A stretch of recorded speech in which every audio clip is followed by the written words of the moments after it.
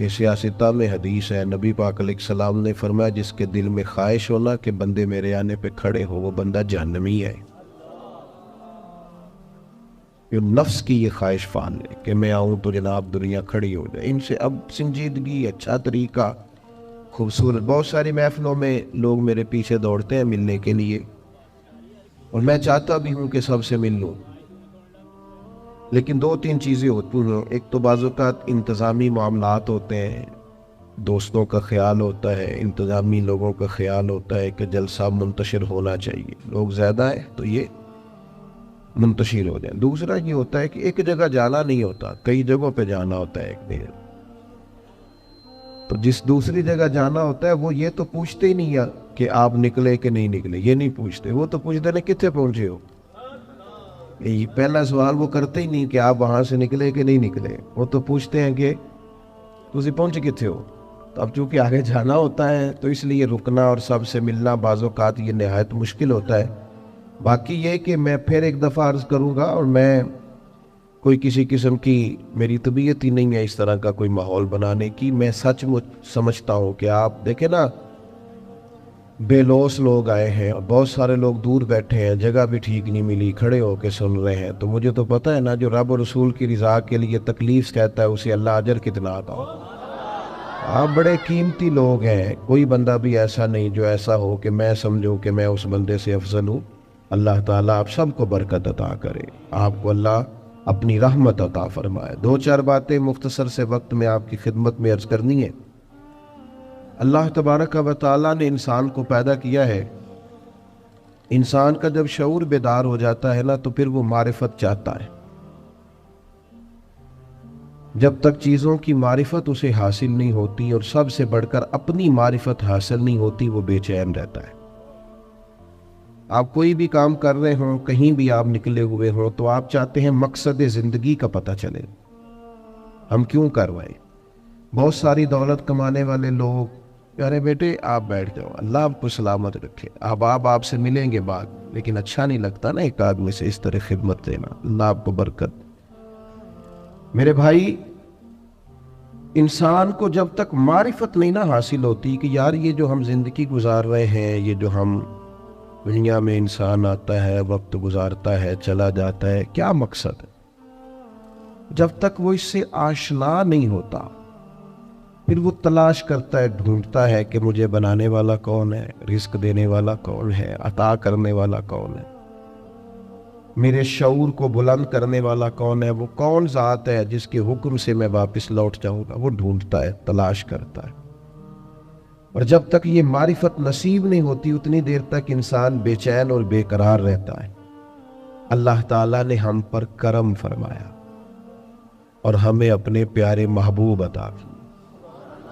رب فرماتا ہے یہ محبوب پتہ کیا کریں گے، وَدَاعِيًا إِلَى اللَّهِ بِإِذْنِهِ، یہ تمہیں رب کی طرف دعوت دیں گے اس کے اذن سے، یہ تمہیں اللہ کی جانب بلائیں، یہ تمہیں معرفت الہی دیں گے، تمہیں مقصد حیات سمجھائیں گے، تمہیں بتائیں گے تمہارا پیدا کرنے والا کون ہے، پالنے والا کون ہے، شعور دینے والا کون ہے۔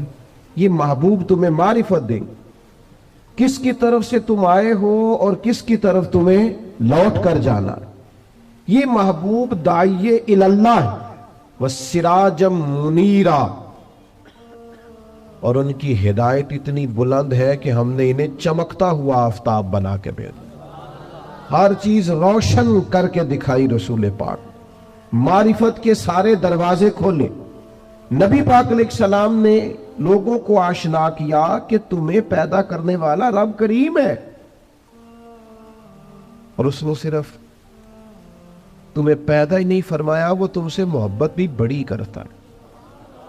حضور علیہ السلام فرماتے اللہ نے مخلوق کو پیدا کرنے سے پہلے اپنے پاس اپنے عرش پر یہ تحریر لکھ دی تھی کہ لوگوں یاد رکھنا میرا غضب زیادہ نہیں ہے، میری رحمت ہی زیادہ ہے، میرے غضب پر میری رحمت کا غلبہ ہے۔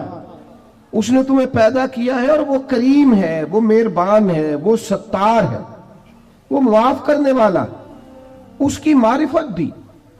نبی پاک علیہ الصلوۃ والسلام نے لوگوں کو، اور ایک بات یاد رکھنا، کیونکہ ہمیں مفت میں ملا ہے عقیدہ توحید و رسالت، ہمیں بغیر جد و جہد کے، ریسرچ کے، تحقیق کے ملا ہے عقیدہ آخرت، ہمیں اس کی قدر نہیں ہے۔ زندگی میں سب سے زیادہ تکلیف میں وہ لوگ ہوتے ہیں جو گمراہ ہوتے ہیں۔ گمراہ کا معنی کیا ہے سادہ؟ جس کا راہ گم ہو جائے۔ مجھے بتاؤ، جس کا رستہ ہی گم ہو جائے، بھٹکتا نہیں پھرتا وہ بندہ؟ جو دنیا میں گمراہ لوگ ہیں، گمراہ، اور ایسا نہیں کہ وہ لوگ غریب ہیں یا ان پڑھ ہیں، آپ دنیا میں گھومیں، پی ایچ ڈی بندہ، دنیاوی طور پر بہت بڑی ڈگری، مالدار، کئی ملکوں میں بزنس، لیکن شام کو پوجا کس کی کرتا ہے؟ معاذ اللہ بت کی، پتھر کی۔ کھڑا کس کے سامنے ہوتا ہے؟ پتھر کے۔ خدا کا شکر ادا کریں، ہمیں خود سے کوشش کر کے ہدایت ڈھونڈنی پڑتی تو بڑی مشکل تھی، رب نے فضل کیا ہے، مدینے والے محبوب کی امت میں پیدا فرما دیا۔ یہ جو رستہ واضح نظر آیا ہے، کھلا ہوا نظر آیا ہے، ہدایت کے مینارے نظر آئے ہیں، یہ بہت بڑا احسان ہے اللہ تعالیٰ کا۔ رسول پاک علیہ الصلوۃ والسلام نے جو ہمیں نماز کا، سجدے کا، روزے کا، صدقات کا، اللہ کی طرف اسے راضی کرنے کے لیے کسی بھی عمل کا جو حضور نے سبق پڑھایا، تو یہ ہمارے لیے رستہ آسان ہو گیا، آسان۔ نبی پاک علیہ الصلوۃ والسلام نے دلوں کی کھیتی کو آباد کر دی، آنکھوں میں جو گمراہی کے پردے آنے والے تھے وہ ہٹا دیے سارے۔ ہمیں بتایا کہ ہمیں پیدا کرنے والا خالق و مالک ہے، ہمیں محبوب نے آزاد کر دیا، آزاد کر دیا دنیا داروں کے، سیٹھوں نوابوں کے بکھیڑوں سے، آزاد کیا سیاستدانوں کے چنگل سے۔ حضور نے ہمیں بتایا کہ تمہیں رزق بھی وہی دے گا، عزت بھی وہی دے گا، تمہیں عروج بھی وہی دے گا۔ اگر کہیں کمزور پڑو گے تو اللہ کی حکمت کا تقاضا ہوگا۔ آزاد کر دیا، آزاد ہو گئے لوگ۔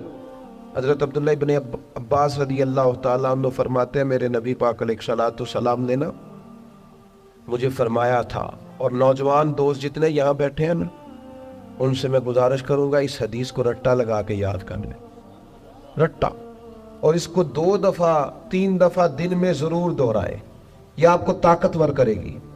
آپ کو کبھی امیر رشتہ دار دیکھ کر پریشانی نہیں ہوگی، آپ کبھی ظالم کو دیکھ کے پریشان نہیں ہوں گے، آپ کو کبھی مالداروں کو دیکھ کے ڈپریشن اور انزائٹی نہیں ہوگا، آپ کو کبھی کسی سیاستدان کی پجاروں کے پیچھے نہیں بھاگنا پڑے گا، آپ کبھی کسی مالدار آدمی کی چاپلوسی نہیں کریں گے۔ آپ یہ رٹا لگا کے یاد کر لیں۔ نبی پاک علیہ السلام نے فرمایا، اے عبداللہ ابن عباس، اے میرے بیٹے، حضور فرمانے لگے، سارے دنیا دار مل کے بھی تیرا کچھ سوارنا چاہیں، سوار نہیں سکتے جب تک رب نہ چاہے۔ یہ یاد کر لیں آپ۔ اور حضور فرمانے لگے، سارے دنیا دار مل کے تیرا کچھ بگاڑ نہیں سکتے جب تک اللہ کی حکمت۔ تو کیوں ڈرے دنیا داروں سے؟ کیوں پریشان ہو سیاستدانوں سے؟ کیوں ہم ادھر ادھر بھاگیں؟ کیوں کمزور پڑیں؟ کیوں کچی باتیں کریں؟ جب رزق اللہ دے گا، عزت اللہ دے گا، رسول پاک نے اس کی معرفت بھی کھائی ہے، پھر کمزور پڑنا، کچے پڑنا؟ یہ جو اللہ کے نیک بندے ہوتے تھے نا، اسی لیے تو پکے ہوتے، کچے مکان میں سکون سے سوتے، ایک روٹی کھا کے نیند مزے کی آتی۔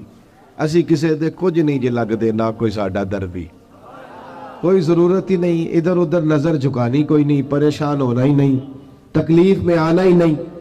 ہارون رشید حج کر کے آ رہا تھا، بادشاہ تھا نا، تو یہ بڑا مزہ آتا ہے بعض لوگوں کو نا، لوگ نعرے شارے لگائے، گاڑی کے آگے پیچھے بھاگے، یہ وزیروں کو نہیں، یہ پیروں کو بھی بڑا مزہ آتا ہے۔ اوہ